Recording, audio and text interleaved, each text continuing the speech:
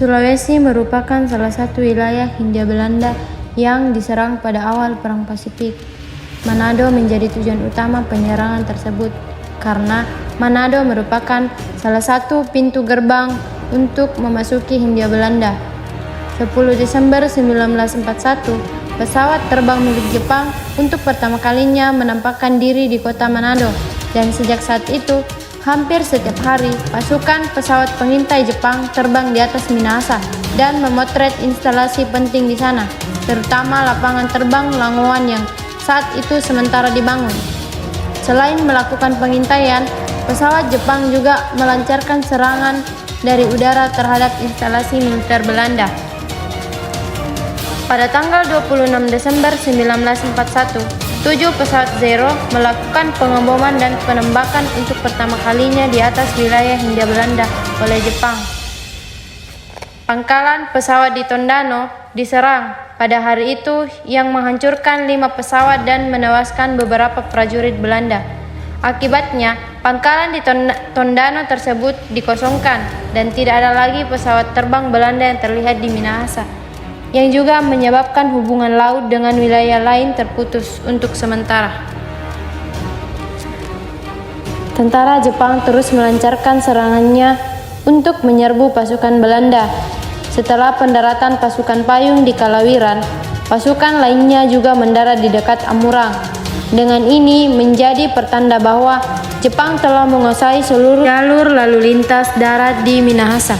Dan menjelang tengah malam, pada tanggal 11 Januari 1942, pertempuran yang sengit antara Jepang dan Belanda telah berakhir.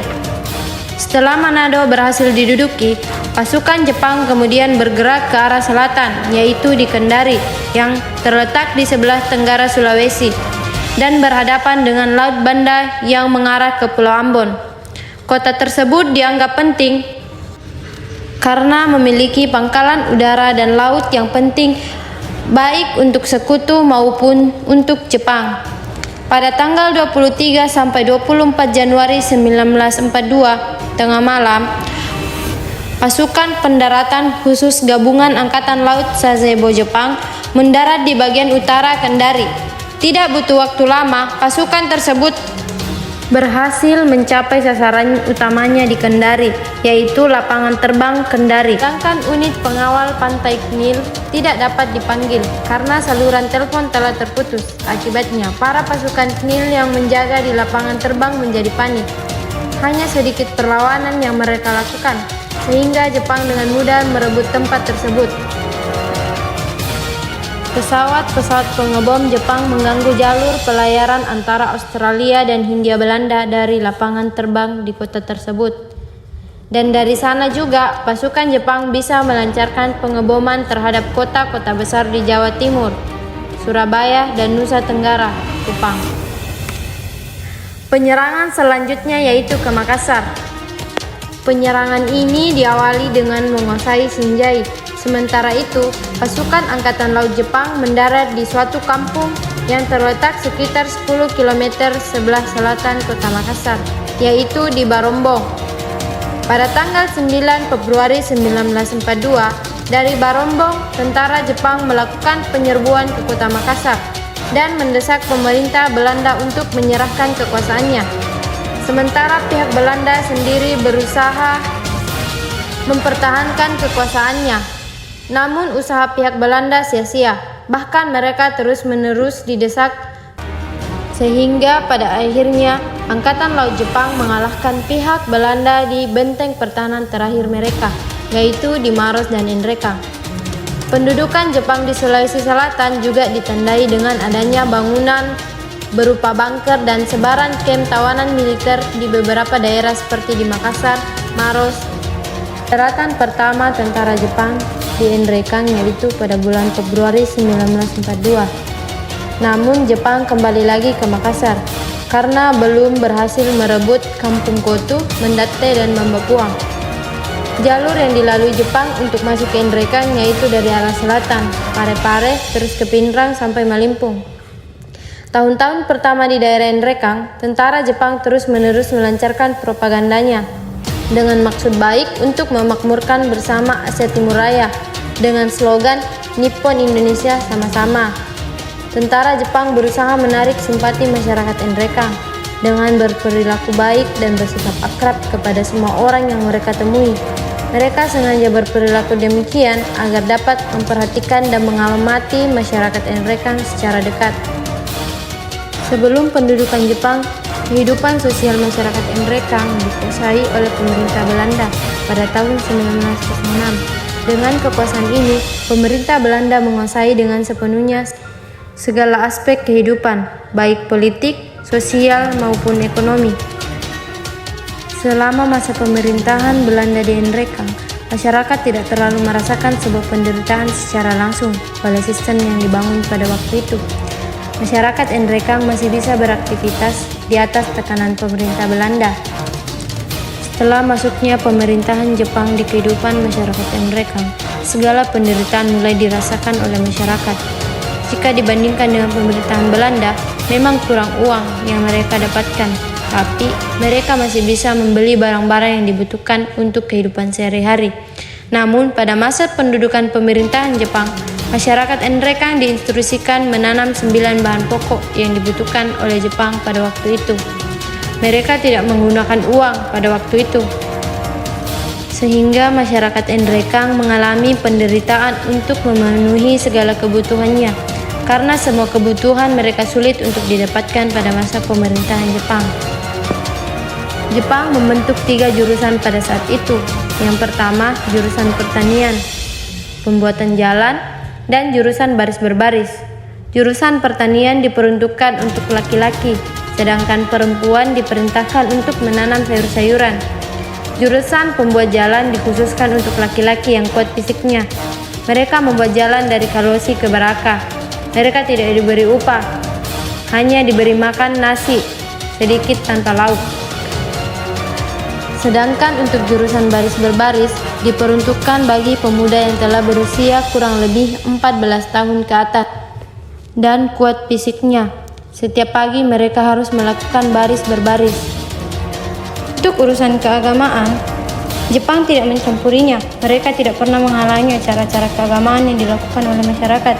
Masjid tetap buka, puasa Ramadan, salat dan ibadah lainnya tetap berjalan. Untuk tentara Jepang, mereka beragama Shinto atau menyembah matahari. Setiap paginya mereka akan memberi hormat kepada matahari dan ketika di antara mereka ada yang meninggal akan dibakar. Kemudian abunya dikirim ke Tokyo. Sementara untuk urusan kesehatan, pada masa pemerintahan Jepang, mereka mendatangkan langsung dokter spesialis dari daerah lain yang memiliki dokter. Karena pada saat itu tidak ada rumah sakit, bukan hanya orang Jepang saja yang diberi pengobatan, tetapi masyarakat juga. Misalkan ada yang terluka, terkena benda tajam akan diobati. Begitupun ketika ada yang sakit, misalnya muntaber, mereka akan diberikan obat. Menurut masyarakat pada saat itu, mereka lebih mudah mendapatkan pengobatan. Mungkin karena mereka memiliki hubungan yang baik dengan orang-orang Jepang. Pemerintah Jepang juga mendirikan sekolah militer pada tahun 1944 di Kampung Charruk, Anggaraja. Tujuan pendirian sekolah militer ini untuk melatih dan membina pemuda desa di wilayah Nrekang dan luar Nrekang, misalnya dari daerah Luwu, Tanah Toraja, Sidrap, Pinrang, dan lain-lainnya, yang dipersiapkan untuk membantu tentara Jepang dalam menghadapi tentara sekutu di masa yang akan datang. Beberapa sekolah militer yang didirikan tentara Jepang di Kampung Charruk sebagai berikut.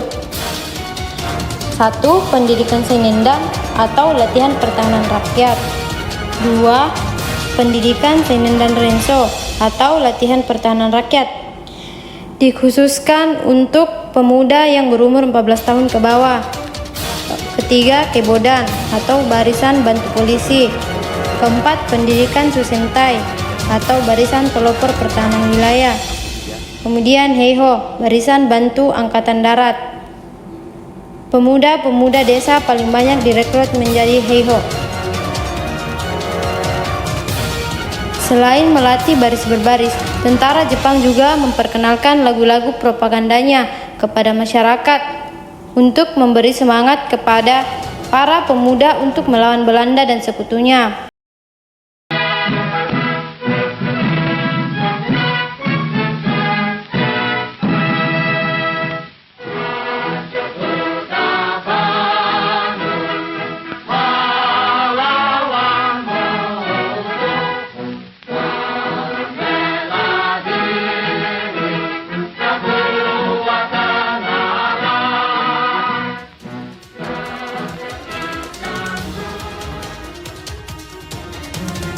Kehidupan ekonomi masyarakat Enrekang pada masa pendudukan Jepang. Keadaan masyarakat pada awal kedatangan tentara Jepang sangat memprihatinkan. Kebutuhan pokok seperti beras, garam, dan pakaian sangat sulit untuk didapatkan. Hanya tentara Jepang saja yang mempunyai bahan-bahan pokok tersebut. 9 bahan pokok pada waktu itu tidak ada. Uang tidak ada harganya, semua toko ditutup. Makanan utama masyarakat hanya ubi kayu, talas, lain-lain yang bisa dikonsumsi pada saat itu. Menurut seorang informan, tentara Jepang bersedia untuk melakukan barter dengan masyarakat. Contohnya, Badik pernah barter dengan tentara Jepang. Dia membawa kentang ke tempat tinggal tentara Jepang untuk ditukarkan dengan garam. Mereka menggunakan bahasa isyarat untuk berkomunikasi karena keduanya tidak saling mengerti bahasa masing-masing. Kentang itu kemudian ditukar dengan garam yang ditakar menggunakan sambinungan atau liter. Sedangkan kain tidak ada. Masyarakat terpaksa membuat sarung, pakaian, celana dari karung goni. Bambu dipotong-potong kemudian dijadikan piring, dan kayu juga dibentuk menyerupai seperti sandal. Hanya orang-orang yang diberi jabatan oleh Jepang yang mempunyai garam. Jadi, masyarakat biasanya meminta garam kepada mereka. Untuk urusan pertanian, pemerintah Jepang memerintahkan masyarakat untuk berkebun. Laki-laki diberi tugas untuk menyiapkan lahan, sedangkan perempuan bertugas untuk menanam beras, kacang merah, kentang, talas, dan lobak. Jepang melarang masyarakat untuk mengambil hasil panennya, sehingga untuk bertahan hidup, masyarakat harus menyembunyikan sebagian hasil panennya dengan cara membuat lubang di bawah kolong rumah mereka masing-masing yang kemudian dijadikan tempat penyimpanan hasil panen. Peninggalan Jepang di Enrekang. Setelah dilumpuhkannya 2 kota besar di Jepang yaitu Hiroshima dan Nagasaki, Jepang menyerah tanpa syarat pada tanggal 15 Agustus 1945. Berita kekalahan Jepang pun sampai ke Sulawesi, termasuk di Enrekang. Dengan tersebarnya berita kekalahan Jepang tersebut, mereka segera bersiap untuk meninggalkan Enrekang. Namun sebelum meninggalkan Enrekang, mereka mengumpulkan semua barang-barang miliknya yang kemudian mereka tumpuk di suatu tempat lalu membakarnya dan sebagian dibawa pulang. Namun ada beberapa bangunan atau barang milik Jepang yang masih ada sampai saat ini di Enrekang dan masih difungsikan oleh masyarakat setempat. Di antaranya masih terdapat beberapa bangunan yang tersebar di wilayah Kecamatan Anggeraja. Salah satunya dijadikan sebagai objek wisata dan beberapa di antaranya terbengkalai. Bekas rumah hiburan malam bagi para tentara Jepang juga masih di Garutuk Kalosi. Bekas galian sumur minyak di Batu Kede serta sebuah penutup mesin pengeboran minyak. Yang terakhir, 1 tungku air panas yang dijadikan sebagai tempat mandi air hangat oleh tentara Jepang.